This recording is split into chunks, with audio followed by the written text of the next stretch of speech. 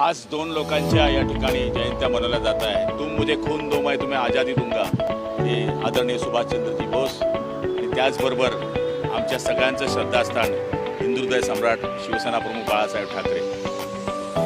सुभाषचंद्र बोस यांनी सांगितलं होतं तुम मुझे खून दो मैं तुम्हें आज़ादी दूंगा आणि शिवसेना प्रमुखांनी हिंदुत्व हा माझा श्वास आहे या नावानं या राज्यामध्ये आणि देशामध्ये एक वादळ निर्माण केलं आणि त्याच वादळामधले एक आम्ही कार्यकर्ते आहोत की ज्यांनी आम्हाला या स्थानावर आणण्याकरता या स्थानावर पोहोचवण्याकरता त्यांचे आशीर्वाद आम्हाला प्राप्त झाले। आज मुंबई आणि शिवसेना प्रमुख, महाराष्ट्र आणि शिवसेना प्रमुख, मराठी आणि शिवसेना प्रमुख आणि हिंदुत्व म्हणजे शिवसेना प्रमुख अशा वंदनीय शिवसेना प्रमुखांचा आज जन्मोत्सव आहे।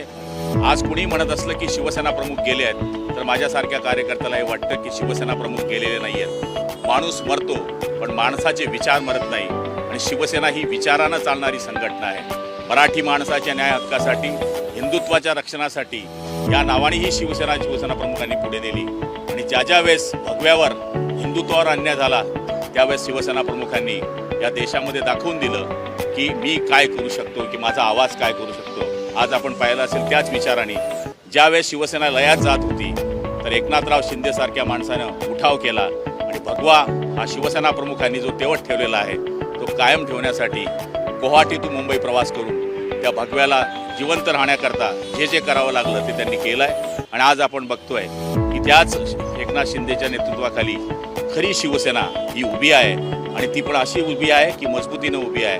आज 60 आमदार आणि जवळपास 10 खासदाराच्या बलबुत्यावर शिवसेना प्रमुखांच्या विचाराने वाटचाल करते आहे। मला माहिती आहे की आत्मा अमर आहे, शिवसेना प्रमुखांचा आत्मा इथे आम्हाला आशीर्वाद देत असेल की होय बाळांनो, तुम्ही माझी शिवसेना पुढे सरसवलेली आहे, माझे आशीर्वाद तुम्हाला आहे। वंदनीय शिवसेना प्रमुखाला माझा मानाचा मुद्रा। जय हिंद, जय महाराष्ट्र। संजय राऊतांनी असं केली आहे की तुमची शिवसेना आहे त्याच्यामध्ये निर्माण केलेली चायनीज माल जो आहे तसा आहे अशी संजय राऊताच हा माझा माल आहे, त्याच्यामुळे संजय राऊतांनी कोणाला काय बोलावं त्याला मी काय भाव देत नाही आणि भाव देण्यासारखा तो माणूस पण नाही। त्यांनी अशी एक मागणी केली की भारतरत्न द्यावं।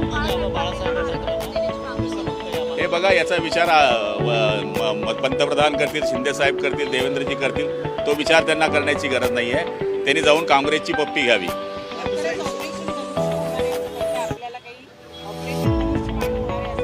हे बघा, शिंदे साहेबांच्या डोक्यात काय असतं ते आम्हालाच कळत नाही। जेव्हा ते दाढीला हात लावतात तेव्हा काहीतरी करतात, आता काही सांगता येत नाही। दुसरीकडे आज स्थानिक स्वराज्य संस्थेच्या आगामी निवडणूक आहे, त्यामुळे कुठेतरी पुन्हा एकदा उद्धव ठाकरे एका चमचा नारा देतील असं म्हटलं जातं।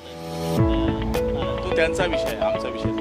काँग्रेसबरोबर गेलेली शिवसेना परत येईल असं वाटतं। काँग्रेस बरोबर गेलेली शिवसेना ही कधीच संपली आहे। शिवसेना प्रमुखांची शिवसेना ही आज तुमच्या समोर उभी आहे।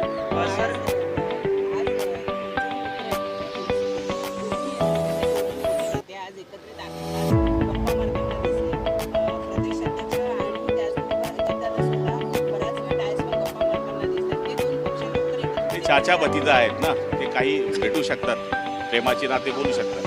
बांगलादेशी महिलांना लाभ जो आहे लाडक्या बहीण योजनेचा मिळालेला आहे अशी माहिती समोर आली आहे। एकीकडे बांगलादेशी हटाव मोहीम सुरू झाली आहे तर दुसरीकडे लाभ सुद्धा योजनेचा सरकारने। हे बघा, बांगलादेशी काय घुसखोरी आजच झाली असं नाही, ही ममता बॅनर्जीच्या वाया येणारी घुसखोरी आहे। त्यामुळे आम्ही कायम हेच सांगत गेलो आहे की सीमेच्या ज्या रेषा आहेत तिथनं जी येणारी घुसखोरी आहे ही अगोदर थांबवली गेली पाहिजे। त्या राज्याच्या लोकांनी या गोष्टीकडे लक्ष दिलं पाहिजे। आम्ही उलट महाराष्ट्र गव्हर्नमेंट याच्या मागे लागलो आहे की बांगलादेशी या राज्यातून हाकलतोय आणि आपण बघतायत की दिवसेंदिवस आपल्याला बघायला मिळत आहे की बांगलादेशी या राज्यातून शोधण्याचं काम आमचं सरकार करतं। आज काही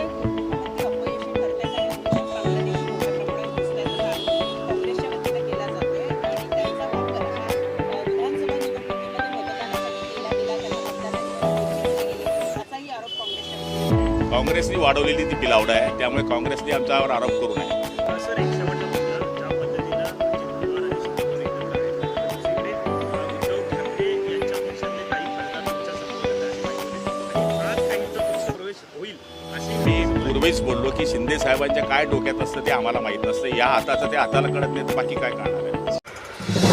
नवीन घडामोडी पाहण्यासाठी आजच आम्ही मुंबईकर 24 तासला लाईक करा, सबस्क्राईब करा आणि अपडेट रहा।